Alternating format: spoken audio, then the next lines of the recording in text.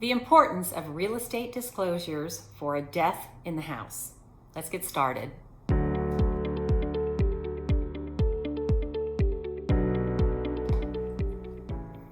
Welcome back to my channel. I'm Kim. I am an expert helping with homes in probate or trust administration in San Diego. If you're selling a home, it is really important for you to disclose on the real estate disclosures about the death in a house.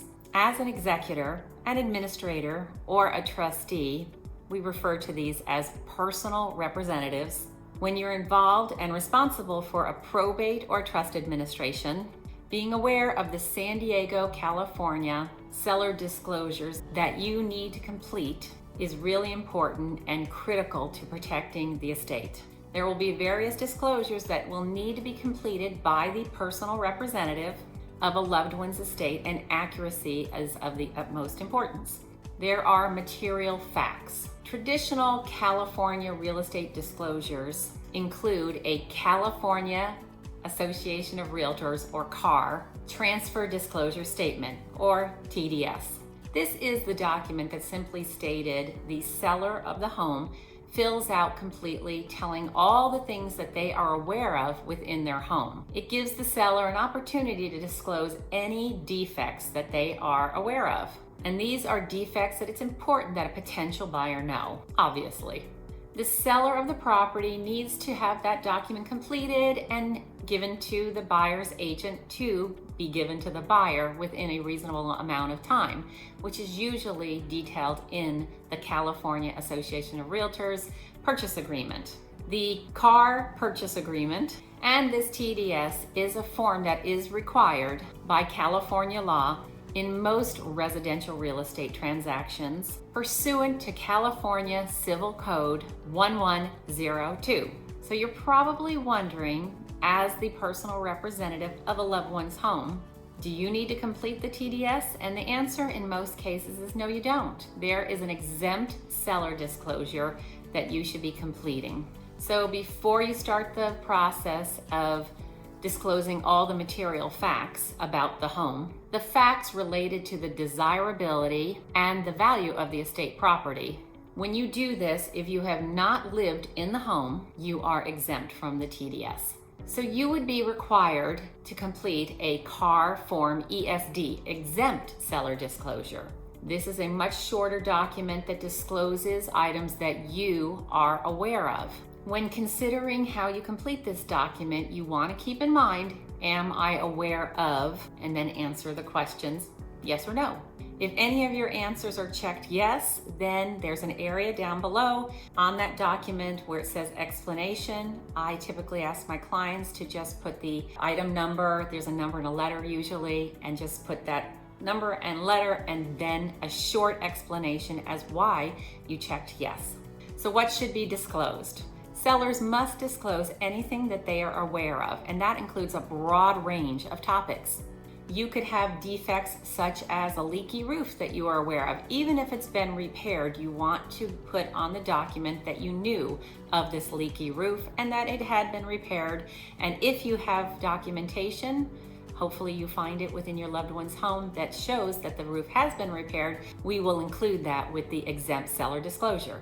An important one that it asks is, has there been a death on the property within the past 3 years? It also includes, are there any neighborhood nuisances? And the big one again is death in the house. The obligation to disclose about a death on the property is an important one because there are some people that don't want to purchase a house where someone has passed away. Now, my experience of almost 20 years is most people, as long as the death has been of natural causes, is not something super violent, anything like that, most people are fine with it.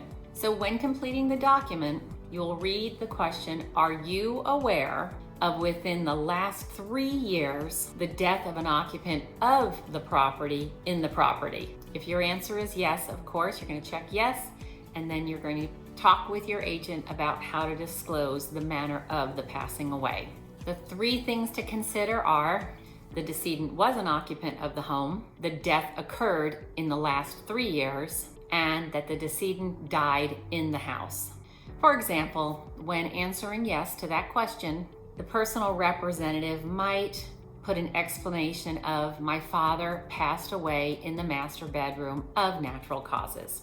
Passing away of natural causes inside of a home is a pretty common occurrence, and you can feel comfortable disclosing this information because, like I said earlier, experience shows most buyers do not have a problem with someone having passed away in their home, especially when it's natural causes.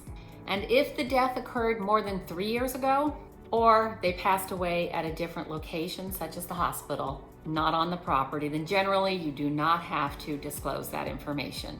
But if the death was particularly notorious or has stigmatized the property in some way, it may be a material fact that does affect the desirability of the home, which could also affect the value of the home. Keep in mind, if everyone in the neighborhood knows, once the buyers move into the house, they're going to find out about the notorious passing. So it's really important for you to disclose the manner of the death. There are a few exemptions to disclosing a death on a property, even within the last 3 years. If the death in the house was because of HIV or AIDS, the seller and the listing agent must decline to answer, even if they're outright asked. The reason for this exemption is for us to avoid fair housing regulations by the seller or the listing agent. Delivering these disclosures to the buyers through their agents. In most cases, the disclosure documentation is delivered once a purchase agreement has been negotiated and escrow is opened.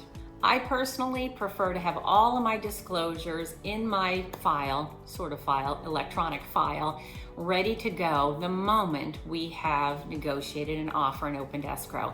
That way we can stick to the timelines that I've helped to negotiate in any counter offers to the buyer's purchase agreements.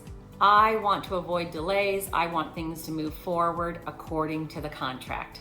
Sometimes even in a counteroffer, I put a timeline for the buyers to review and return all of those seller disclosures to my team so that we know that has been taken care of.